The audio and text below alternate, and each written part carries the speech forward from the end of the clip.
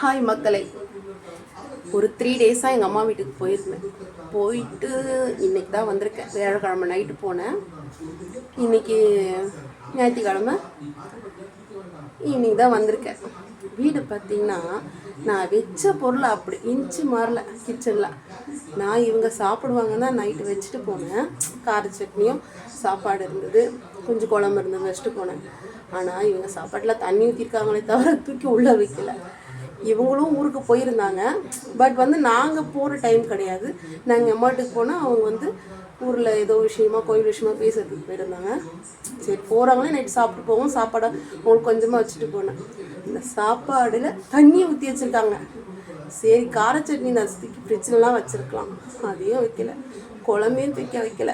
எல்லாமே பால்லேருந்து எல்லாம் நான் இவங்க சாப்பிடுவாங்கன்னா வச்சுட்டே போனேன். இல்லைக்கிட்டே நானே க்ளீன் பண்ணி வச்சுட்டு தான் போயிருப்பேன்.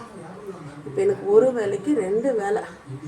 இவங்களை நம்பினதுக்கு எனக்கு இப்போ அப்படியே பாருங்களேன், பாலில் புழு வச்சிருச்சு,